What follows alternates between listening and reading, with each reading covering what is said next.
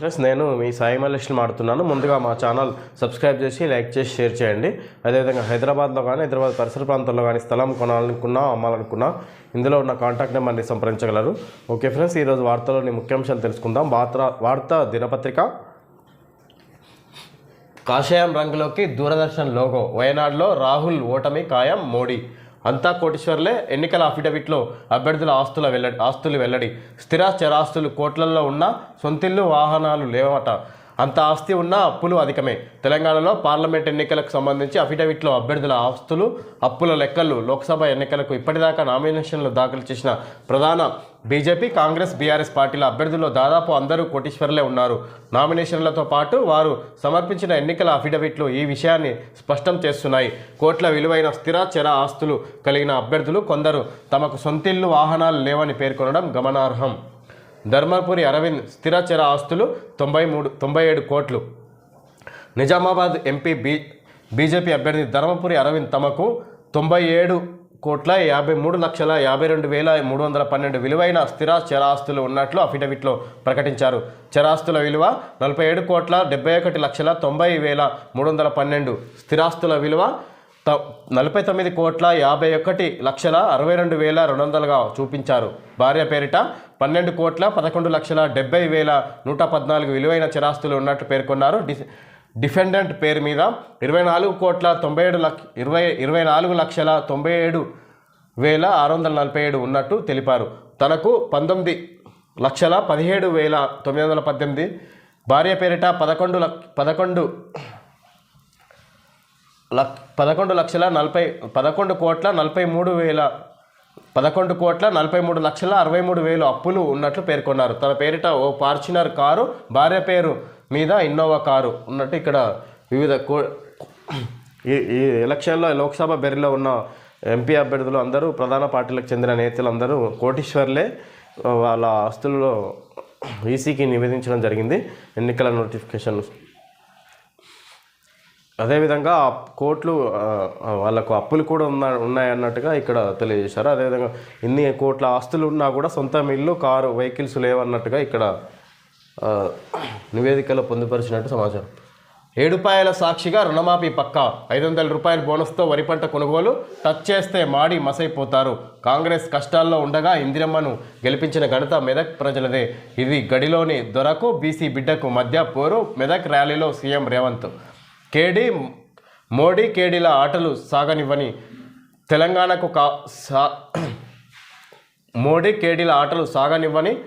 తెలంగాణకు కాపలా ఉంది ఎవరో తెలుసా బిడ్డ అంటూ మెతుకు సీమగడ్డపై ముఖ్యమంత్రి రేవంత్ రెడ్డి మాజీ సీఎం కేసీఆర్కు మాస్ వార్నింగ్ ఇచ్చారు. శనివారం మెదక్ పార్లమెంట్ అభ్యర్థి నీలం మధు ముదిరాజ్ నామినేషన్ సందర్భంగా మెదక్లో నిర్వహించిన ర్యాలీ కార్నర్ సమావేశానికి ఆయన ముఖ్య అతిథిగా హాజరయ్యారు. ఈ సందర్భంగా ముఖ్యమంత్రి రేవంత్ రెడ్డి మాట్లాడుతూ కేసీఆర్ నౌకరుపై నడుము విరిగి పార్టీ ఓడిపోయి ఏం చేయాలో తెలియక ఆగమైపోతున్నాడని అన్నారు. పిట్టల దొరల ఇంట్లో కూర్చొని కాంగ్రెస్ పని అయిపోయిందంటూ సోయలేని మాటలు మాట్లాడుతున్నాడని ఫైర్ అయ్యారు. తెలంగాణకు కాపలా ఉన్నది ఎవరో తెలుసా, టచ్ చేసి చూడు, హైటెన్షన్ వైర్కి తగిలిన కాకిలా మాడి మసైపోతావు బిడ్డ అని మాస్ వార్నింగ్ ఇచ్చారు. నేనేమైనా జైపాల్ రెడ్డి, జానారెడ్డిని అనుకుంటున్నావా?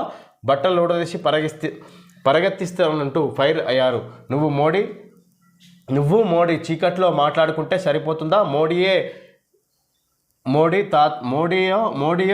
తాతలో ఎవరిని తెచ్చుకుంటావో తెచ్చుకో అంటూ సవాల్ విసిరారు. అధికారంలోకి వచ్చిన 4 నెలల్లోనే 5 గ్యారంటీలను అమలు చేశామన్నారు.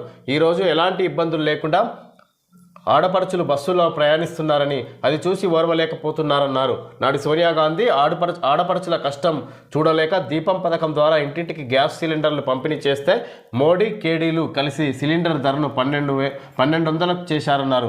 దాన్ని తిరిగి 500కే ఇస్తుంటే తట్టుకోలేకపోతున్నారన్నారు.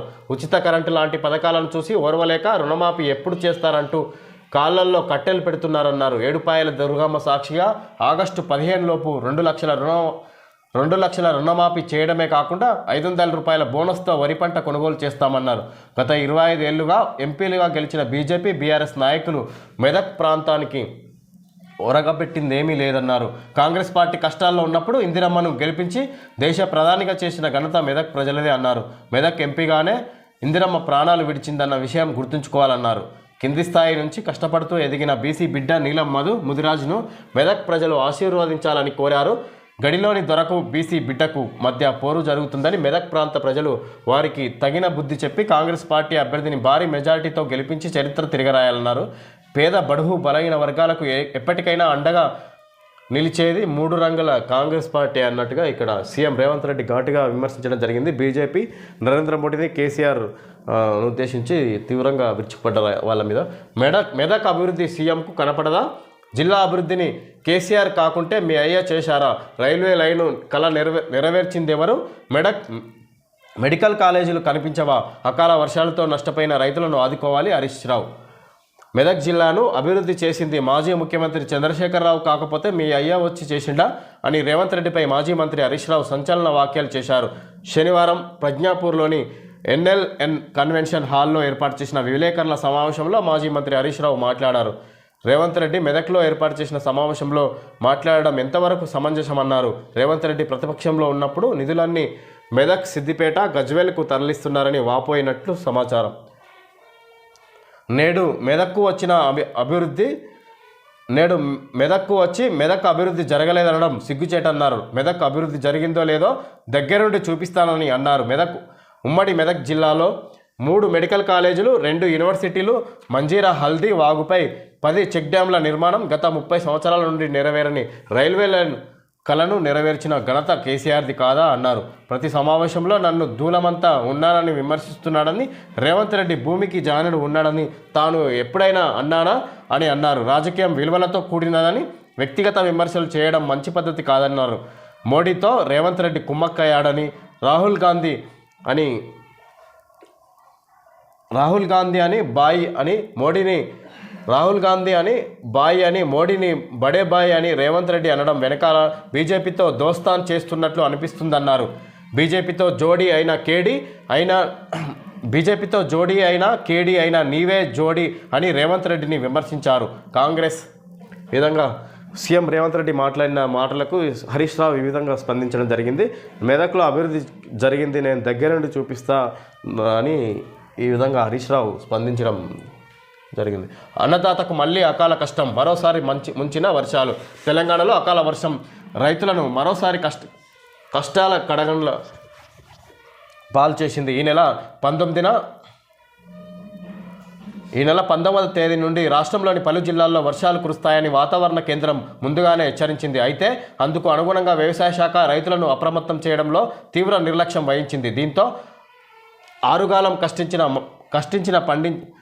కష్టించి పండించిన పంటలు, ఆరబోసిన ధాన్యం, వడగళ్ళు వర్షాలకు నేలపాలయ్యాయి. రాష్ట్రంలోని నిజామాబాద్, కామారెడ్డి, సిద్దిపేట, మహబూబ్ నగర్, రంగారెడ్డి, నారాయణపేట, మెదక్, పెద్దపల్లి, సిరిసిల్ల, జగిత్యాల తదితర జిల్లాల్లో వర్షాలు, వడగండ్ల వానలు, ఈదురుగాలులతో అన్నదాతలను ఆగమాగం చేశాయి.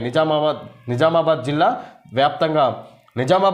వ్యాప్తంగా ఈదురుగాలులతో కూడిన వానతో కొనుగోలు కేంద్రాల్లో ధాన్యం తడిసిపోయింది. కామారెడ్డి జిల్లాలోని పలు మండలాల్లో కురిసిన విధంగా అకాల వర్షాలకు పంటలు దెబ్బతిన్నాయి. దానివల్ల రైతులు తీవ్ర నష్టానికి గురయ్యారు అన్నట్టుగా ఇక్కడ తెలియజేశారు. 25న సొంత కారు లేని అమిత్ షా, స్థిర చరాస్తులు 36 కోట్లు, అప్పులు 15.77 లక్షలు, భార్య స్థిర చరాస్తులు 31 కోట్లు అఫిడవిట్లో వెల్లడి. కేంద్ర హోంమంత్రి, బీజేపీ కీలక నేత అమిత్ షా తనకు సొంత కారు లేదని ప్రకటించారు. గుజరాత్ గాంధీనగర్లో బీజేపీ అభ్యర్థిగా నామినేషన్ దాఖలు చేసిన అమిత్ షా తన ఆస్తులు, అప్పులకు సంబంధించిన అఫిడవిట్ను సమర్పించారు. తనకు మొత్తం 36 కోట్ల విలువైన స్థిర చరాస్తులు ఉన్నట్లు అందులో పేర్కొన్నారు. 16 కోట్ల స్థిరాస్తులను ప్రకటించారు. 72 లక్షల విలువైన ఆభరణాలు, ఆయన భార్య వద్ద 1.10 కోట్ల విలువైన ఆభరణాలు ఉన్నట్లు వెల్లడించారు. ఇక అమిత్ షా భార్య సోనాల్ షా వద్ద 22.46 కోట్ల విలువైన చరాస్తులు, 9 కోట్ల స్థిరాస్తులు కలిపి 31 కోట్లకు పైగా.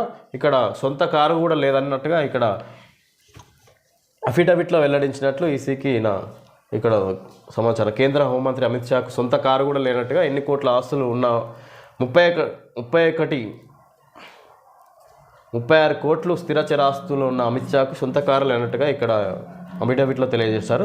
25న రాష్ట్రానికి అమిత్ షా, 27న ప్రధాని తర్వాత నడ్డా రాక.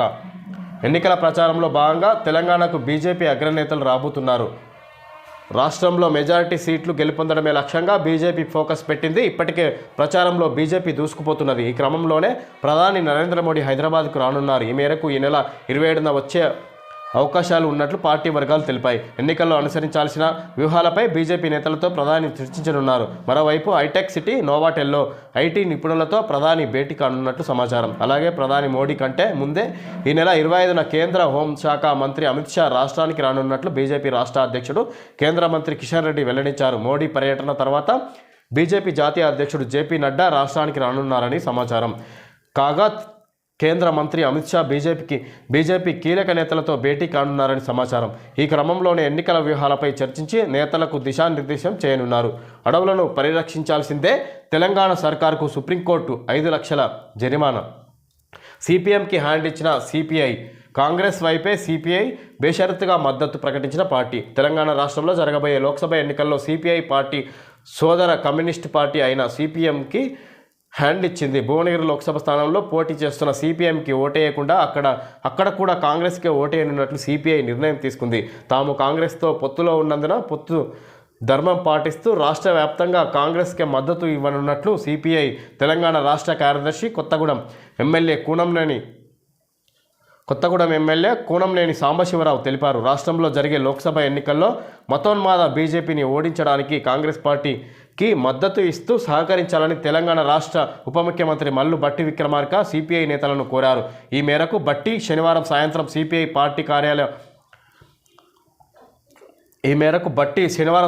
సిపిఐ పార్టీ రాష్ట్ర కార్యాలయం ముగ్ధుమ్ భవన్కి చేరుకొని సిపిఐ నేతలతో చర్చలు జరిపారు. కాంగ్రెస్ పార్టీ తరపున భట్టి విక్రమార్క ఒక్కరే రాగా సిపిఐ తరపున పార్టీ జాతీయ కార్యదర్శి అజీజ్ పాషా, రాష్ట్ర కార్యదర్శి కూనంనేని సాంబశివరావు, జాతీయ కార్యవర్గ సభ్యులు చాడా వెంకటరెడ్డి, రాష్ట్ర కార్యదర్శి వర్గ సభ్యులు పల్లా వెంకటరెడ్డి, పశ్య పద్మ తదితరులు పాల్గొన్నారు. చర్చల అనంతరం ఇరు పార్టీల నేతలు మీడియాతో మాట్లాడారు. ఈ సందర్భంగా డిప్యూటీ సీఎం మల్లు భట్టి విక్రమార్క మాట్లాడుతూ రాష్ట్రంలో జరిగే పార్లమెంట్ ఎన్నికల్లో మతోన్మాద బీజేపీని ఓడించడానికి సహకరించాలని సిపిఐని కోరామన్నారు. అందుకు సిపిఐ నేతలు సహృద్భావ హృదయంతో అంగీకరించాలని తెలిపారు. రాష్ట్రంలోని 17 లోక్సభ స్థానాల్లోనూ కాంగ్రెస్కి మద్దతు ఇస్తున్నారని ఇక్కడ తెలియజేశారు. 69 మంది అభ్యర్థులు, 77 నామినేషన్లు. 3వ రోజు పత్రాల సమర్పణ సందడి. తెలంగాణ రాష్ట్రంలో పార్లమెంట్ ఎన్నికలకు సంబంధించి 3వ రోజు కూడా నామినేషన్ల దాఖలు ప్రక్రియ జోరుగా సాగింది. బీజేపీ, కాంగ్రెస్, బీఆర్ఎస్ అభ్యర్థులతో పాటు పెద్ద ఎత్తున ఇండిపెండెంట్ అభ్యర్థులు కూడా నామినేషన్లు దాఖలు చేశారు. నాగర్ కర్నూలు, మహబూబాబాద్లో ఒక్క నామినేషన్ కూడా దాఖలు కాలేదు. మొత్తం 17 లోక్సభ స్థానాలు ఉండగా అందులో 15 లోక్సభ స్థానాల్లో శనివారం నామినేషన్లు దాఖలు సందడి నెలకొంది. ఈరోజు మొత్తం 69 మంది అభ్యర్థులు 77 సెట్ల నామినేషన్ పత్రాలను దాఖలు చేశారు. మెదక్ లోక్సభ కాంగ్రెస్ అభ్యర్థి నీలం మధు నామినేషన్ సందర్భంగా నిర్వహించిన ర్యాలీలో సీఎం రేవంత్ రెడ్డి పాల్గొని ప్రసంగించారు. పెద్దపల్లిలో కత్కూరి సందీప్ కాంగ్రెస్ తరపున నామినేషన్ దాఖలు చేశారు. కరీంనగర్లో బీఆర్ఎస్ తరపున మాజీ ఎంపీ బోయినపల్లి వినోద్ కుమార్ నామినేషన్ దాఖలు చేశారు. జహీరాబాద్లో బీఆర్ఎస్ అభ్యర్థి గాలి అనిల్ కుమార్ నామినేషన్ దాఖలు చేశారు. మల్కాజ్గిరిలో బీజేపీ తరపున మాజీ మంత్రి ఈటల రాజేందర్, ఆయన సతీమణి ఈటల జమున ఒక్కో సెట్ చొప్పున నామినేషన్ దాఖలు చేశారు. హైదరాబాద్ కాంగ్రెస్ టికెట్ను అధిష్టానం ఇంకా ఖరారు చేయనప్పటికీ ఆ పార్టీ తరపున హైదరాబాద్లో పులిపాటి రాకేష్ కుమార్ నామినేషన్ దాఖలు చేశారు. ఈ విధంగా 69 మంది అభ్యర్థులు, 77 నామినేషన్లు. 3వ రోజు పత్రాల సమర్పణ సందడి. ఈ విధంగా 69 మంది అభ్యర్థులు, 77 నామినేషన్లు లోక్సభ ఎంపీ అభ్యర్థులుగా ఇక్కడ నామినేషన్లు వేయడం జరిగింది. కష్టాల్లో రాష్ట్ర ఖజానా. తెలంగాణ రాష్ట్ర ఖజానా గణనీయమైన ఆదాయ లోటును ఎదుర్కొంటూ సతమతం అవుతుంది. రాష్ట్ర ఆర్థిక లోటు మార్చితో ముగిసిన ఆర్థిక సంవత్సరానికి 42,000 కోట్ల రూపాయలకు పెరిగింది. వార్షిక బడ్జెట్లో పేర్కొన్న లక్ష్యాల కంటే పన్ను రాబడి తగ్గడంతో 2023-24 ఆర్థిక సంవత్సరం ముగిసింది. గత ఆర్థిక సంవత్సరానికి సంబంధించిన తుది గణాంకాల వివరాలను మే, జూన్లో జరిగే ఆడిటింగ్ తర్వాత విడుదల చేయాలని భావిస్తుంది. ఆర్థిక శాఖ అధికార వర్గాల వివరాల ప్రకారం 2023-24 ఆర్థిక సంవత్సరానికి తెలంగాణ మొత్తం వసూళ్లలో 80% మాత్రమే వచ్చింది. ఆ ఆర్థిక సంవత్సరంలో ఆదాయం మొత్తం 2.59 లక్షల కోట్ల రూపాయల. వార్షిక బడ్జెట్ అంచనాలను అంచనాలకు వ్యతిరేకంగా 2.12 లక్షల కోట్ల రూపాయలు తగ్గిన పన్నుల రాబడి లోటు 42,000 కోట్లు. ఆదాయ లక్ష్యం 2.12 లక్షల కోట్లు వచ్చింది 1.52 లక్షల కోట్లు. 2023-24 బడ్జెట్ లక్ష్యాల్లో 80% పూర్తి. నేడు టీఎస్ఆర్జేసీ సెట్ 2024 పరీక్ష. 12 జిల్లా కేంద్రాల్లో పరీక్ష నిర్వహణ. 73,527 మంది దరఖాస్తు. తెలంగాణ రాష్ట్రంలోని ప్రభుత్వ రెసిడెన్షియల్ జూనియర్ కాలేజీల్లో ప్రవేశాల కోసం నిర్వహించే టీఎస్ఆర్జేసీ సెట్ 2024 పరీక్షను నేడు ఆదివారం నిర్వహించనున్నారు. ఇందుకు సంబంధించిన హాల్ టికెట్లను ఇప్పటికే విద్యార్థులకు అందుబాటులో ఉంచగా దరఖాస్తు చేసుకున్న వారిలో సుమారు 80% మంది విద్యార్థులు తమ హాల్ టికెట్లను డౌన్లోడ్ చేసుకున్నారు. అడవులను పరిరక్షించాల్సిందే, తెలంగాణ సర్కారుకు సుప్రీం కోర్టు 5 లక్షల జరిమానా. ఫ్రెండ్స్, ఈరోజు వార్తల్లోని ముఖ్యాంశాలు తెలియజేయడం జరిగింది. Thank you friends.